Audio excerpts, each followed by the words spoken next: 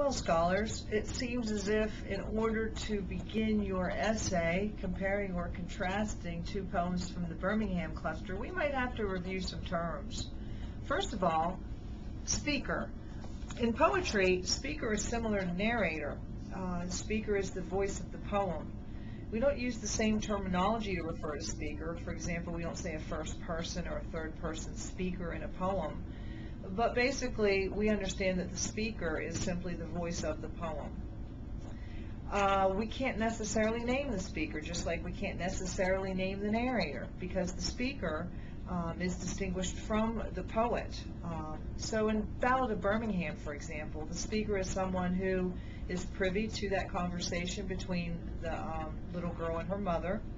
So the use of I, that's in quoted sections, and that's a dialogue between a mother and a daughter, and the speaker's privy to that, and then the speaker also is able to see the bombing of the Birmingham church and how the little girl is killed and the mother is affected by that. And that's really all we know about the speaker.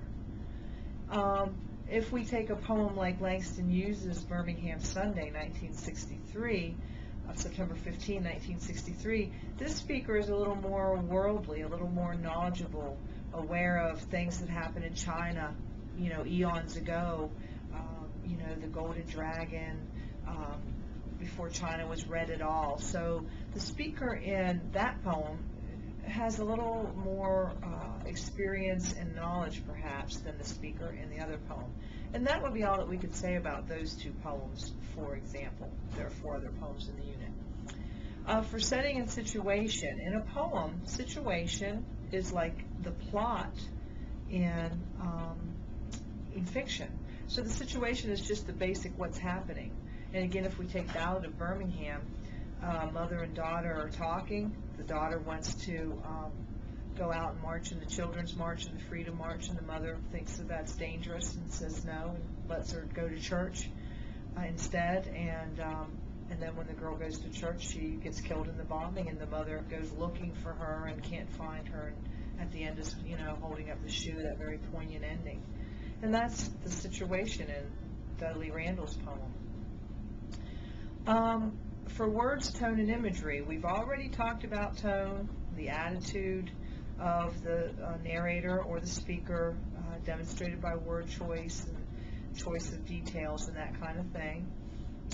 But imagery refers to those words that appeal to the senses. So what can you see? What do you hear? What do you smell?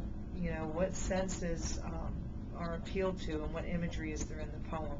For example, in the Langston Hughes poem, there's tattered dresses and it's blood-splattered walls and a lot of really kind of graphic and gross imagery. For figurative language is language that cannot be interpreted literally, and so things like similes, which are comparisons between unlike objects using the words like or as. Metaphors, also comparisons between unlike objects. Symbolism, objects that stand for something greater than themselves. These are examples of figurative language.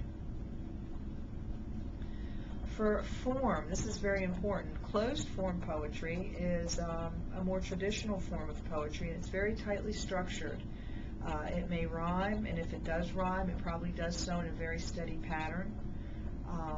It has a rhythm that is steady and expectable and predictable. Stanzas will be of equal length. It's tightly structured. There are various forms that we recognize as closed form poetry. One of them is ballad, and that's what the Ballad of Birmingham is. A ballad is a narrative poem, a poem that tells a story, and it usually relays its events in dialogue and straight out action. It's a pretty simple form. It has a rhyme scheme. The ABCB rhyme scheme is a ballad stanza. All stanzas are 4 lines long, and there's a steady rhythm there. So, Ballad of Birmingham, of course, is a closed form poem. The other closed form poem in the unit is the Farina poem. The Farina poem. The other poems are open form, and open form is a more contemporary form. It lacks the unity or the it lacks the structure of the closed form. For example, if there are stanzas at all and breaks in the poem, they probably aren't of equal length. The lines probably aren't of equal length. There's not a steady rhythm you can get into. There may be some rhyme, but it's not going to be a regular and even rhyme pattern like a ballad. So that's the difference between open and closed form. Open form may suggest a confusion, may suggest a chaos. You know, I don't know that that's necessarily the case, but those are the reasons you think about form. Sometimes the meaning of the poem is reflected in the form that the poet chooses for the poem. For rhythm and rhyme, you know, a steady rhythm, like in Ballad of Birmingham, Mother dear, may I go outside instead of out to play? That's very steady rhythm there. You could clap your hands to it. And by clapping your hands to it, you could just say the whole poem. My Papa's Waltz, very rhythmic, probably in a 3/4 waltz time. You know, the whiskey on your breath could make a young boy dizzy, but I held on like death. Such waltzing was not easy. It's a steady rhythm.